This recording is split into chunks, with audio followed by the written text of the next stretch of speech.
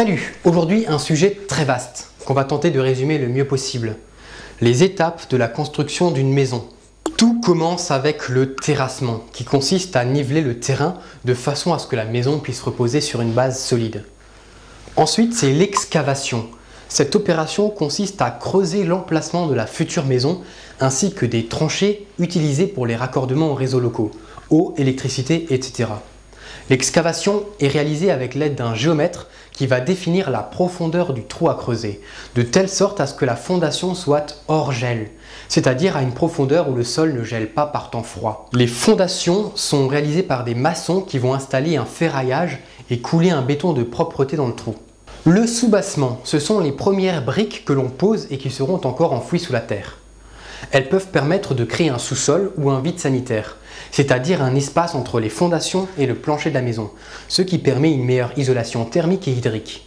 Il est aussi possible de faire un soubassement en hérisson, c'est-à-dire que le rez-de-chaussée repose directement sur les fondations. Dans le cas présent, il s'agit d'un soubassement en vide sanitaire bâti avec des parpaings. Et il ne faut pas oublier les accès pour les raccordements aux réseaux locaux. Il convient maintenant de fabriquer le plancher du rez-de-chaussée. Pour ce faire, des poutrelles sont disposées sur les briques. Ce sont des poutrelles de béton qui renferment des câbles d'acier torsadés.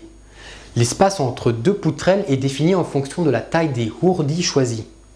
Les ourdis, ce sont ces éléments creux, généralement constitués de béton, mais parfois de terre cuite, de polystyrène ou de bois aggloméré. Les ourdis se posent sur les rebords des poutrelles. Par-dessus, un treillis métallique est posé et une dalle de béton est coulée. Le treillis métallique permet de renforcer le béton qui devient alors du béton armé. Et voilà, la dalle constitue le plancher du rez-de-chaussée. Puis les murs peuvent être montés. Ici, la méthode dépend du type de matériau de construction choisi. Il peut s'agir de parpaing, c'est un bloc de béton creux qu'on appelle aussi agglo ou moellon, qui a l'avantage de posséder une bonne résistance à l'usure et aux intempéries. Il est peu coûteux, par contre c'est un très mauvais isolant thermique et il est imperméable à l'humidité. Les briques creuses en terre cuite qui sont perméables à l'humidité et qui possèdent une bonne résistance thermique. Les briques monomures, ce sont des briques alvéolées en terre cuite. Elles possèdent de bonnes performances énergétiques mais sont assez coûteuses.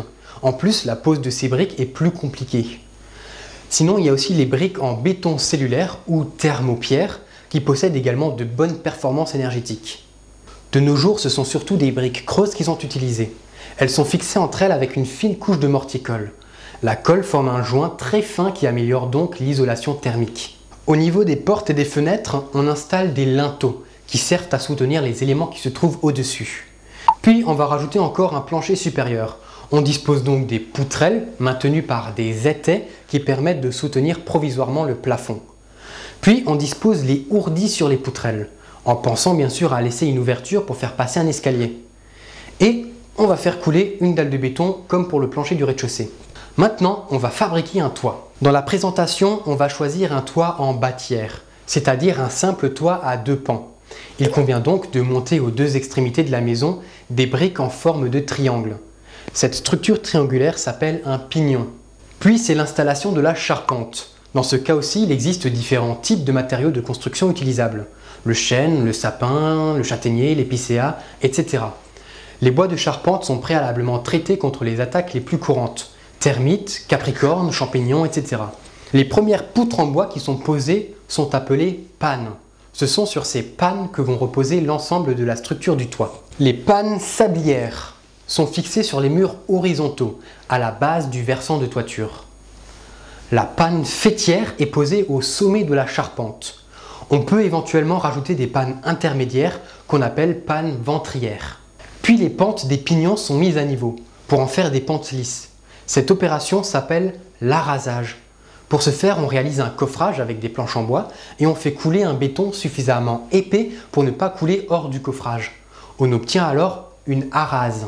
Verticalement aux pannes, on fixe des chevrons qui sont des poutres plus fines que les pannes. Et sur ces chevrons sont cloués des lattes à toit nommées lithos. Les lithos sont posés horizontalement et doivent avoir un écartement régulier qui est défini par le type de couverture qu'ils doivent supporter.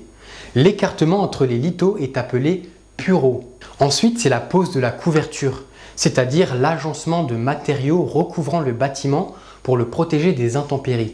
Là aussi, on peut choisir différents types de matériaux, comme les tuiles en terre cuite. Parmi les différents modèles de tuiles en terre cuite, on retrouve les tuiles canal, adaptées aux toits à faible pente, les tuiles plates, qui conviennent aux toits à forte pente, et les tuiles à emboîtement, qui ont l'avantage d'être faciles à poser et permettent de réduire le nombre de tuiles au mètre carré.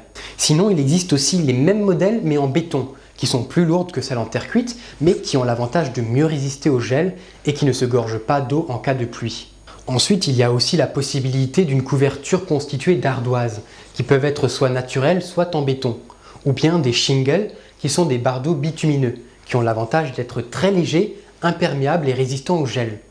Il existe de nombreux termes techniques relatifs à la couverture, comme les faîtières, ce sont des tuiles demi-rondes qui recouvrent la panne faîtière, les arrêtiers, qui se posent au niveau des arêtes entre deux pans de toiture, les noues, qui se posent au niveau des arêtes rentrantes entre deux pans de toiture, le pureau, qui signifie aussi la partie visible de la tuile, c'est-à-dire la partie en contact avec l'eau lorsqu'il pleut.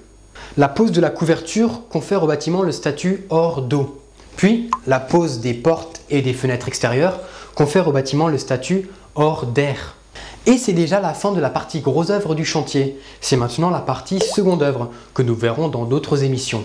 Dans la partie seconde œuvre, il y a l'électricien qui installe le circuit électrique de la maison, le plombier qui s'occupe des systèmes d'arrivée et d'évacuation de l'eau, le chauffagiste qui installe les équipements de chauffage, puis il y a la réalisation de l'isolation sur les murs, plafonds, toits, et le revêtement des murs avec de l'enduit ou du plâtre.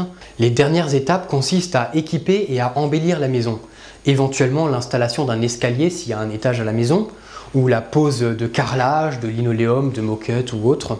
Puis pour finir, l'étape la plus importante, la décoration.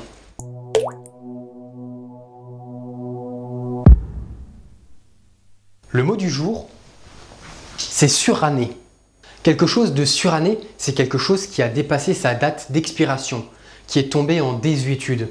Quelque chose de suranné, c'est tout simplement quelque chose de vieux, d'obsolète, de démodé. On utilise ce mot comme dans la situation suivante. Bonjour, contrôle les papiers du véhicule, s'il vous plaît. Oui, attendez, les voilà. Putain, mais ils sont pas à jour, hein, ces papiers, hein. Ils sont surannés, monsieur, hein. Non, mais attendez, c'est votre accoutrement qui est suranné, monsieur, là. Hein. Oh, vous allez voir, hein. Mur en briques, fenêtre à barreaux, nos prisons, elles sont jamais surannées, hein. Salut.